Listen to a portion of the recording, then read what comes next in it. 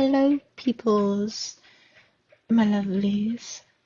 Today, you guys are listening to All the Young Dudes by MsKingBean89, Chapter 26, Second Year Quidditch.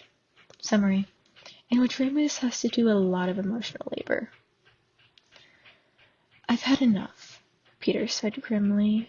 Remus sighed next to him. He knew the feeling, but there wasn't much point whining about it now. I really have, Peter reiterated, his voice slightly high as he looked at Remus for validation. I know you have, Remus replied, hoping to placate him. They've dragged us into all sorts of stuff, got us detentions, and I never complained. No, you did a bit, Remus raised a brow. Peter nodded. Okay, I did sometimes, but I always did as James said, and Sirius, even though he's horrible to me. Sirius is horrible to everyone, Remus said, getting bored now. Well, this time I've definitely had enough, Peter continued. They've gone too far. We're just being supportive. Remus yawned, leaning forward on the wooden spectator stands. Thought you liked being supportive. Not at 5 o'clock in the morning, Peter grimaced. Remus was inclined to agree. Even if he wasn't going to whinge about it, at least Peter actually liked Quidditch. They looked out on the quiet pitch, grass thick and green under a gauzy veil of early morning mist. James and Sirius were presumably still in the changing rooms with the rest of the Gryffindor Quidditch team hopefuls. Remus and Peter were both huddled in the stands, wrapped in their scarves and hats, waiting for the trials to begin. They had been there for at least an hour already, too early even for breakfast, because James had wanted to practice beforehand. They might have said no and slept in instead, letting the other two go early if they wanted, but Peter was right. They always did as James said. He was just too good at convincing them. Remus yawned again. Oh, hello, Remus. Lily Evans came up the stairs, smiling at them tiredly. Hi, Peter. Morning, Remus nodded back. Hello, Lily. Peter yawned. Chilly, isn't it? Here to watch the Quidditch trials. Yep. Should have known James would be having a go, Lily said wearily. James's Quidditch fanatism was not restricted to the Marauders' dorm room. Everyone who'd ever met him knew how keen he was. Sirius, too. Well, never one out the other, Lily replied primly. Who are you watching? Peter asked. Marlene. Lily pointed at the far end of the pitch, where the Gryffindor Quidditch team and new applicants were gathering by the goalpost. Remus could make out Marlene McKinnon's pale blonde ponytail. She's going for beater. That's the position Peter started, but Remus kicked him quickly in the leg. Lily looked at them, mused, and opted to change the subject. Remus, can you check on the pleasant dream potion tonight? I'm really behind on my astrology, and I wanted to talk to Professor Astor. Can't, Remus replied, leaning forward on his elbows. We've got detention. Oh, what for? Lotioning on the tables and chairs in the Defense Against Dark Arts room. Peter supplied. Really? Lily looked surprised. I didn't hear about that. We haven't done it yet. We're going to later, while everyone's at lunch. But I expect they'll know it was us, and we'll get the detention anyway. What did I say about getting caught, Lupin? She grinned impishly. Remus shrugged, giving her a small smile back. Lily really wasn't that bad. She had that gift all girls had for making you look stupid, but at least she had a sense of humor about it. It was particularly pleasant to see her without Snape, who usually loomed nearby like a vampire bat, reeking of gloom and disapproval. There was finally movement on the Quidditch pitch as all of the hopefuls were put through their paces. James could not fail to impress. He was on top form that day. He swooped and dived and twisted in midair as if it were nothing, as if he was swimming, not flying. Remus heard Lily's sharp intake of breath as James attempted a particularly tight turn. "Does he have to show off like that?" she said nervously. "He'll get himself killed." "He won't," Peter said. "I've known him since we were 5 years old, and he's never fallen off his broom, not once." "No wonder he thinks he's untouchable," Lily muttered. The rest of the would-be chasers took their turns, but it was obvious that James was the best choice. Next, it was the beaters. Sirius, Marlene, and a burly fifth-year band banded their bats and took to the sky along with 6 bludgers.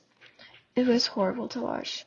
Remus's nerves were set on edge as the brutal red cannonballs shot towards his friend's head and body. Sirius deftly avoided the bludgers and knocked a few out of the way, but Marlene was unstoppable. She flew circles around her competition, swinging her bat like a machine precision, and sending the bludgers flying across the pitch every time. "Bloody hell!" Peter exclaimed. "Didn't know McKinnon had a dinner." "Her brother plays for the Cannons," Lily explained, looking smug on Marlene's behalf. "She's been training with him all summer." "Sirius had been too," Peter said, defending his friend. All previous slights forgotten. He and James were at it constantly, weren't they, Remus?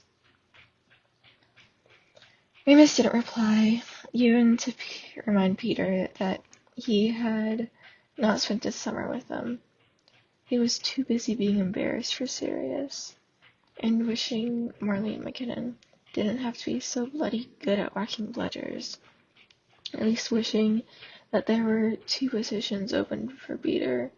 He wasn't sure why he cared so much. He hated Quidditch, and if Sirius and James were both on the team, then it meant he'd have to spend a lot more time shivering in the stands.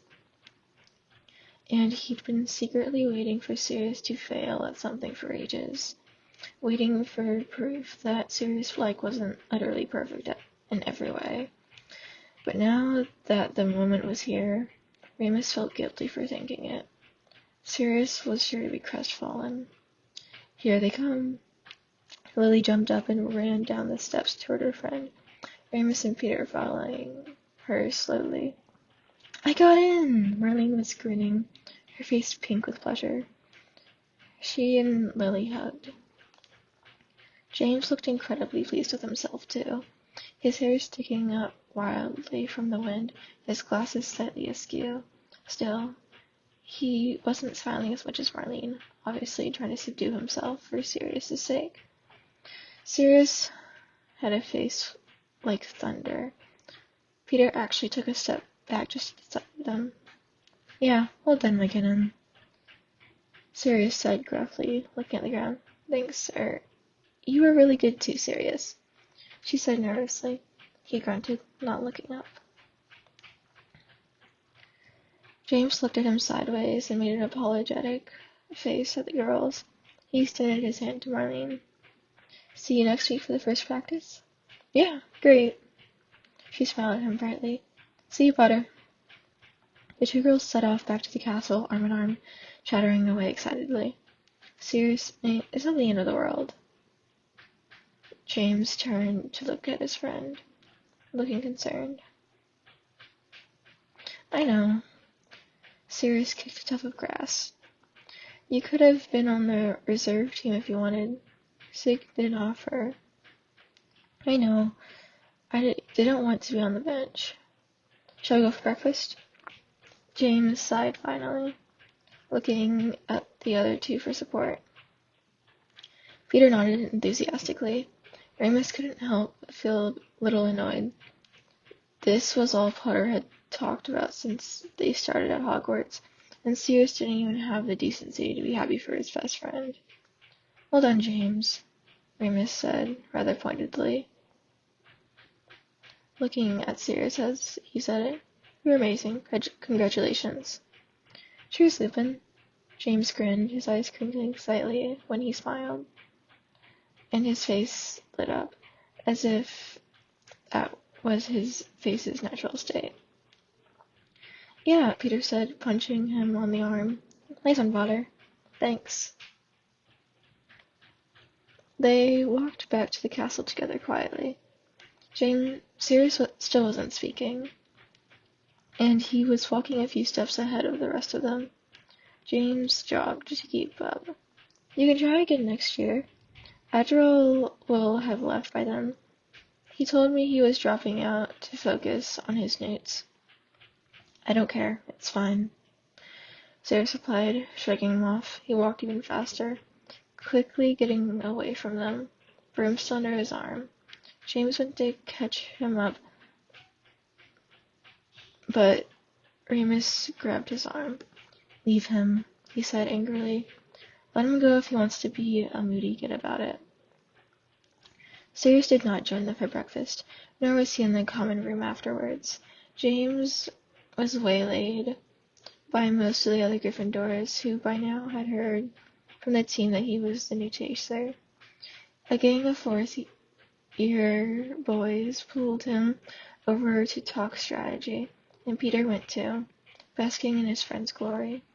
That never mattered with James. He had plenty of shine to share. Remus was not a fan of the spotlight, and took the opportunity to look for Sirius. He wasn't in the dorm, but that was expected. Clearly Black wanted to mope somewhere in private.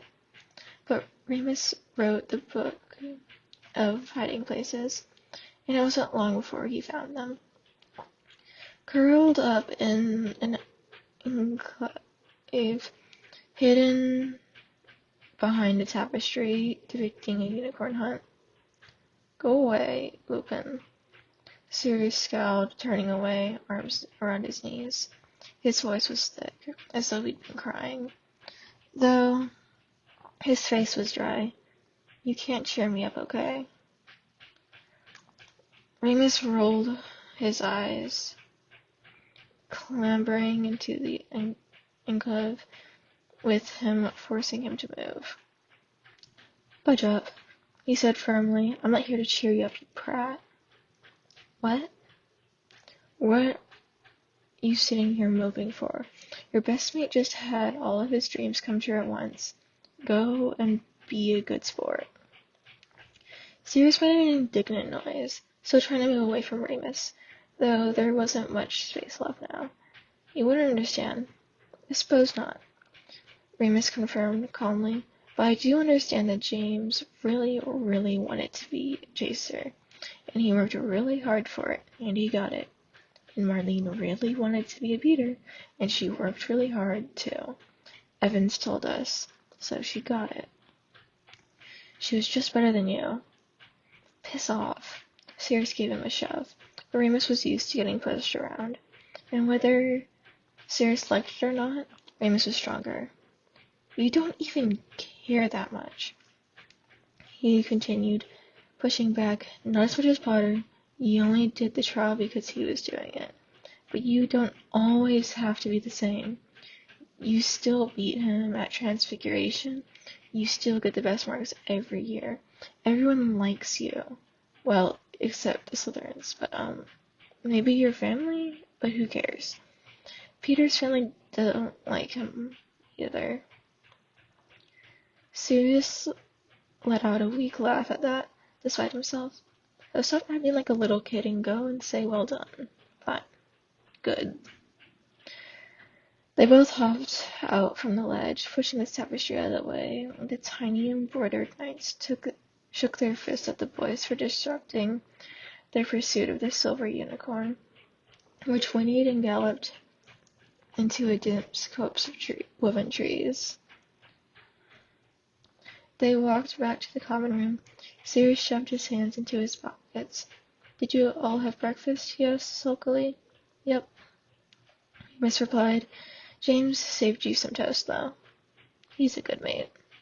Yeah, Remus snapped. He is. They were quiet for a bit longer. Just before they reached the portrait of the fat lady, Sirius looked at Remus. His eyes were slightly pink, but other than that he seemed himself again. I don't try to copy James. Didn't say you did, Remus said. You compete, though. Sirius seemed to acknowledge this. He looked up again. I don't care what my family thinks, he said so fiercely that his eyes shone, glistening slightly. And Remus was worried he'd start crying again. He reached out and touched Sirius's shoulder, warily, as you might try to calm down a growling dog. I know, mate, he said softly. I know that. Oh my gosh, okay. So that was chapter 26. I hope you guys enjoyed it. Please leave kudos for the author. I love MsKingBean. They're amazing.